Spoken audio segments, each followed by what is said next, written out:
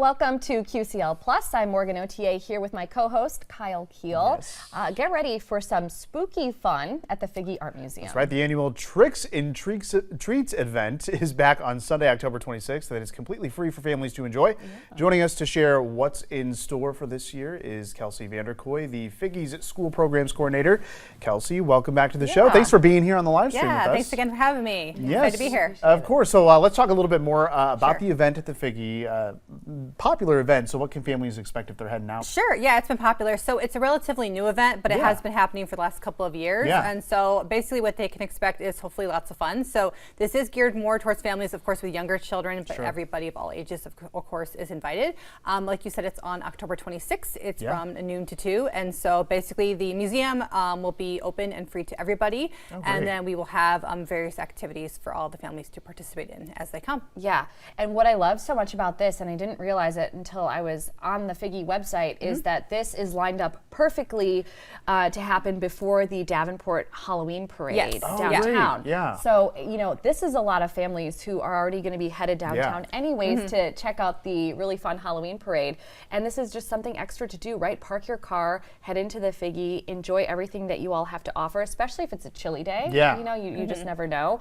And just keep the fun going. I love that. Yes, and that's one of the reasons why we always try to line it up on the day that we do, because a lot of people are like, I don't know about a Sunday, but we always try to line it up with the parade so they can come and do their activities, and then it's a kind of fun way as they're leaving and they're getting their little goodie bag with their candy, they can go right out and the parade's starting right there. And like you said, they don't even have to have their car, they have a front row seat because it just passes right by in downtown Davenport. Yeah, it's really perfect. Yeah, so what kind of activities can people participate in? Sure, so when they come, of course, we encourage people to dress up in costume if they want. Absolutely. And then so the galleries will be free, and so we'll have different things that the kids can participate in, like scavenger hunts and things throughout the gallery. It's an activity that's kind of fun for them, but also encourages them to go into the galleries and get to look at the art in a different way. And then, of course, in the lobbies, we will have different types of like photo opportunities with different backdrops, and we have different art activities that the kids can do.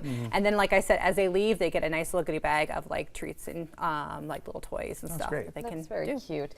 So I feel like you kind of touched on it a little bit, but just describe how, you know, an event like this, very family friendly, it is free, really aligns with the Figge's mission of bringing art and people together. Yeah, so it's kind of a twofold event because it brings art and people together, again, of all ages. So again, it's kind of like lots of our events we have throughout the year where people who wouldn't necessarily come to the Figge for whatever reason, maybe they just aren't aware of all the events the Figge has to offer, or like we keep saying with younger children, they think the Figge's not really a place for them. Because they're like, oh, about little kids in the art museum. But really, I understand where they're coming from, but really this kind of event's a good way to introduce them. So like I said, through those activities, they're saying, hey, this is something we can come back. So then if they want to come back for, say, like in November for like our second Saturday, it's like, hey, we were just there for trick-or-treating. And so it not only aligns with our mission, but it aligns with our partnership with, of course, the city of Davenport as well, with being part of the parade and having the other community partners in Davenport as well. I love that. And you're always changing the exhibits there, so you know, if you go this time, you know, this month, you know, 2 months down the road, you'll have other things, other things to do there and other things to check out.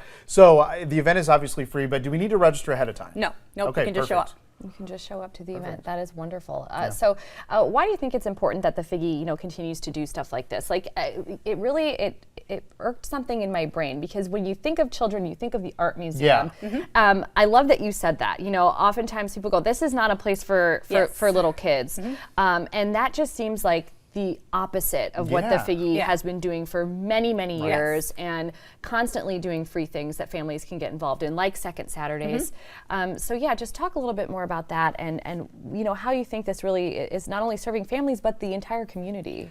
So I think we're trying to do this is because we're trying to serve the community as a bigger whole, trying to let the community know there's a lot of stuff that's going out right now in the world, kind of scary, and that the community, we're always here for them, along with our other museum partners like the Putnam, who we saw earlier today, and just to keep emphasizing that it's free, because I know these days, whether you have one child or many children, things are expensive. So we're always trying to offer these free events. So, you know, we have the course monthly event with Second Saturday, but we have Tricks and Treats, and then of course, to keep the fall fun going, we have our big Day of the Dead event on November 2nd. So if you missed Tricks and Treats this year, you can go ahead and you can come to that, which will be the following week. Looking forward to that.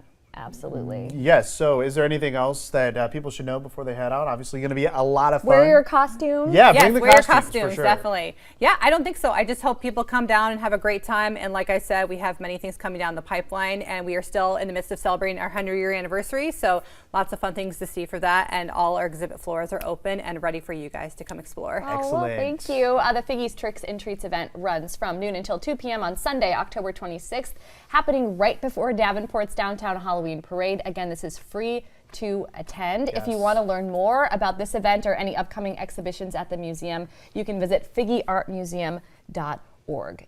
Kelsey, thank you so Yes. much. Thank you being so much here for having today. me. Thank you. We really appreciate And it. thank you all for watching.